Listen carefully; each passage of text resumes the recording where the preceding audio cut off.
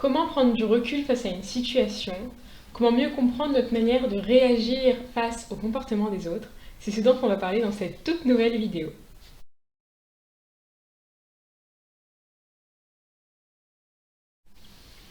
Hello! Je suis ravie de vous retrouver aujourd'hui dans cette toute nouvelle vidéo. Pour ceux qui me découvrent à travers cette vidéo, moi je suis Leïla, praticienne en hypnose et future naturopathe, et je vous apporte différents outils et un petit peu mon parcours de vie au cours de cette chaîne.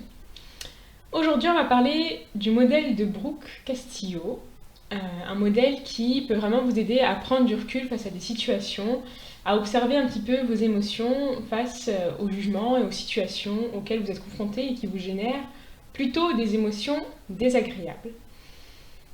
Alors, Brooke Castillo, c'est la personne du coup qui a un petit peu modélisé ce modèle. C'est la première manière dont j'ai découvert en fait cette analyse des situations. Je l'ai découvert à travers un podcast, notamment le podcast de Change ma vie, et également à travers Chloé Bloom. Il faut savoir que récemment, j'ai aussi découvert que ce modèle était pleinement intégré dans la communication non violente. Donc j'ai découvert à travers un cours qu'on a fait justement au cours de ma formation de naturopathie, et aussi à travers un livre que je suis en train de lire sur la communication non violente. Je pourrais vous mettre le titre du livre en description de la vidéo, vous le retrouverez à ce niveau-là. Et c'est très très similaire, voire la même chose. L'objectif est réellement d'analyser une situation pour voir comment on réagit. Donc pour faire court, Brooke Castillo, c'est une coach américaine qui a écrit différents livres que je n'ai pas lus. Et qui apporte différents outils pour aider à gérer ses relations et à faire le lien en fait avec nos émotions, en mettant en place bien évidemment des actions et en voyant comment on peut faire pour améliorer ça au fur et à mesure de notre vie tout simplement et des situations auxquelles on est confronté. Elle a même créé une école de coaching il y a 14 ans, donc voilà. C'est une manière d'analyser une situation comme je vous le disais, et il n'y a pas qu'elle en fait, je ne savais pas, mais il n'y a pas que elle qui a détaillé un petit peu cette manière de faire. J'apprécie cet outil parce qu'il permet réellement de prendre du recul et d'apprendre à prendre du recul face à des situations de manière plus objective et du coup d'être beaucoup plus objective face aux paroles mais aussi à tout ce qui se passe dans votre environnement. Donc ce modèle va vous permettre de vous concentrer non pas sur ce que vous ressentez et ce qui est désagréable, même si ça fait partie aussi de l'analyse que je vais vous expliquer un petit peu plus tard, mais de vous concentrer sur ce que vous avez envie de ressentir. Dans le sens où vous allez pouvoir observer et voir comment vos pensées vont impacter vos émotions et votre manière d'agir et de mettre des actions en place. Ça se présente en 5 étapes. Donc la première étape, c'est les circonstances. Ensuite, vous allez détailler vos pensées, vos émotions, les actions et le résultat que vous avez obtenu.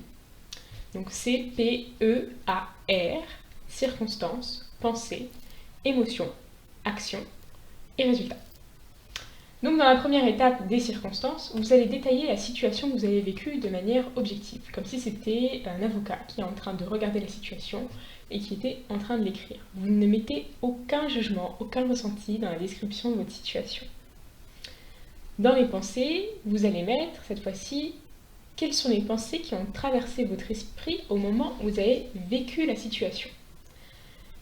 Je vais vous donner un exemple complet juste après.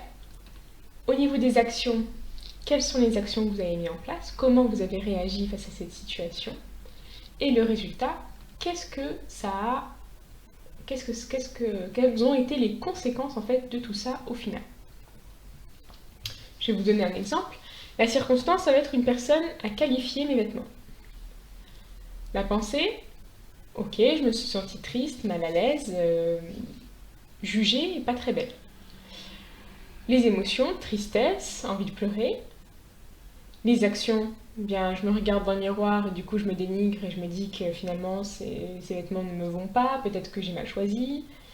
Et résultat, eh bien, je nourris ma perte de l'estime de moi et je manque de confiance.